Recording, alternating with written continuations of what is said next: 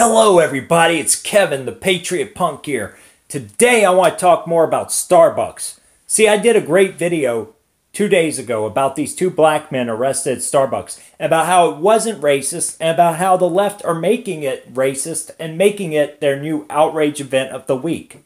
Now today there's an article out from CNBC about how Starbucks plans to close down 8,000 stores and send over 100,000 employees to mandatory cultural Marxist reprogramming, aka cultural sensitivity and diversity training, aka communist re-education camp. Now, this is disgusting to me, alright? You know, maybe it's just me, but I think I'm one of these people who, like, 20 years from now, the young people are going to be like, man, that guy's racist. He just needs to die off.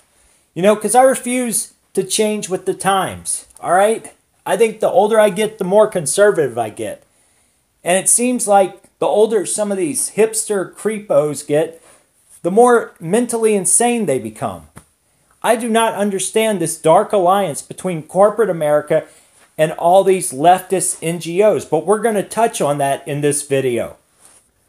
So anyway, let me go on with this article.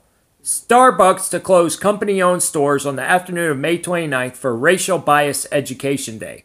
Starbucks will close 8,000 of the company's U.S.-based locations to train 175,000 employees and address implicit bias.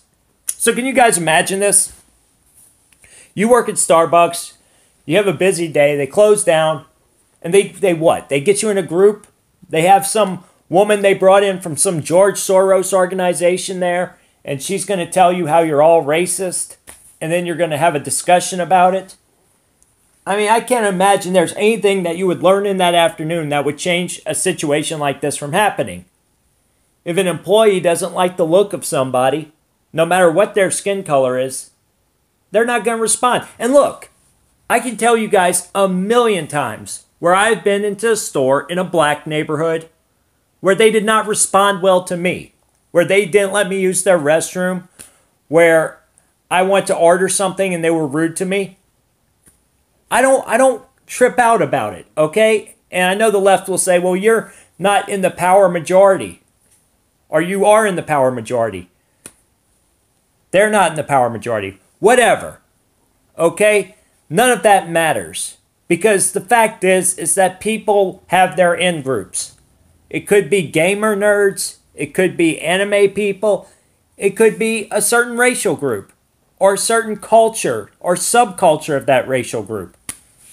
But everybody has their in-group and out-group. And that's never going to change, no matter how much communist re-education you shove down people's throats. Now, I want to read a little more about this article because it is ridiculous.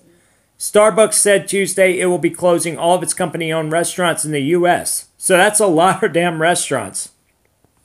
I would like to know how much this cost Starbucks. How easy it would have been for Starbucks to say, look, there was no bias here. The police arrested these men, so what? Do you think the left's going to boycott Starbucks? Like I said in my other video, that would be like them boycotting Mom's Basement. Or them boycotting Hot Topic. It's not going to happen. I've spent the last few days in Philadelphia with my leadership team, listening to the community, learning what we did wrong, and the steps we can take to fix it, said Kevin Johnson, CEO of Starbucks. So he went to Philadelphia, talked to a few people who call themselves black leaders, right? And we know the type. These are all hard left communist operatives who have, you know, groups like the NAACP or any of these other groups like BLM. They have nothing to do with black rights or civil liberties. They are just a front group for the Democratic Party. Now, he went on, while it is not limited to Starbucks, we are committed to being a part of the solution. Closing our stores for racial bias training is just one step in a journey that requires dedication from every level of our company and partnerships in our local communities. So, oh my God, do I hate these canned responses that we see from corporate America every time there's one of these outrage events. Don't these people in corporate America realize that it profits them nothing to make these alliances with the left? no matter how much these companies kowtow to these leftists, they're still going to hate them. If they had their way, they would fire the CEO tomorrow, they would nationalize the company, and in 5 weeks, the company would be bankrupt. Hell, just going down the path of social justice warriorism bankrupts companies. You could become a millionaire tomorrow betting against companies that go down this path. Just look at the NFL. And the fact is that Starbucks could spend billions of dollars on sensitivity training. They could bankrupt the company trying to make everybody more open and sensitive. The fact is that the day after that, there would be another one of these outrage events. Maybe not like this one, but the left would just move the bar. They might have an outrage event over a microaggression that somebody filmed, while white people in the back, by the way, go, "You're racist. It's because they're black." Anyway, okay. Howard Schultz goes on. He says, "We will learn from our mistakes and reaffirm our commitment to creating a safe and welcoming environment for every customer." You hear that? A safe environment for every customer. A welcoming environment for every customer. I wonder if that includes Trump supporters. I wonder if that includes Kekistanis like myself. I wonder if that includes nationalists, patriots, libertarians. Because I can tell you, from my experience, Starbucks has not been very welcoming to people on the right. In fact, just here in my own state, 2 men were kicked out of a Starbucks for telling them their names were Trump. Now, there was another story where a man was wearing a MAGA hat inside of a Starbucks and he was kicked out. You know the difference, the only difference between those Trump supporters being kicked out and these 2 guys in Philadelphia? The only difference were the Trump supporters had enough common sense to leave the restaurant when they were told to and then complain. They left the restaurant and they were treated with a lot more bias and a lot more hostility than these 2 men in Philadelphia. But you know what? They left and then they filed a complaint. But it didn't get national news. No. They did the right thing and nobody cared. Nobody wanted to hear about it. Okay, so this last part disgusts me, and it really shows what this is all about.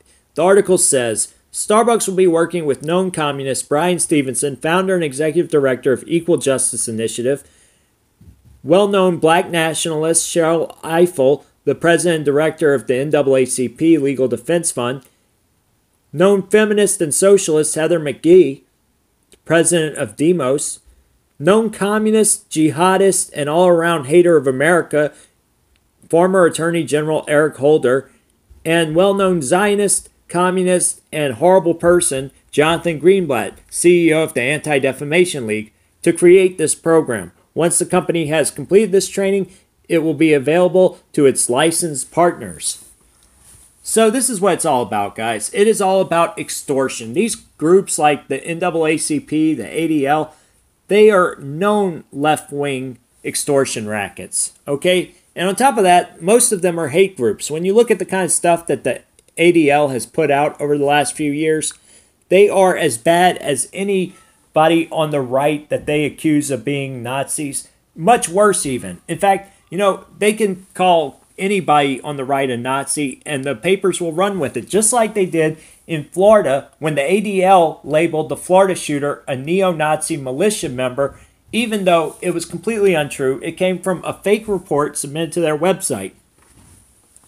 And so these companies, they are extortionists. And if you don't believe me, go read Saul Alinsky's book, Rules for Radicals. Saul Alinsky famously said that he could get corporate America to write him a check that would fund the revolution that sends them to the guillotine. And that's exactly what they're doing here. They are funding their own demise. They're going to spend millions of dollars lining the pockets of these left-wing outrage event-making groups like the NAACP. And by the time it's over, Starbucks will only be worse off because of it.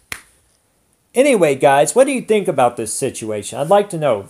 Leave some comments because there's a lot of moving parts here, but I feel a connection to this.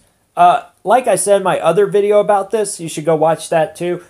I was arrested for not leaving a place. I was in New Orleans drinking. I didn't want to leave an establishment after the bartender asked me to leave.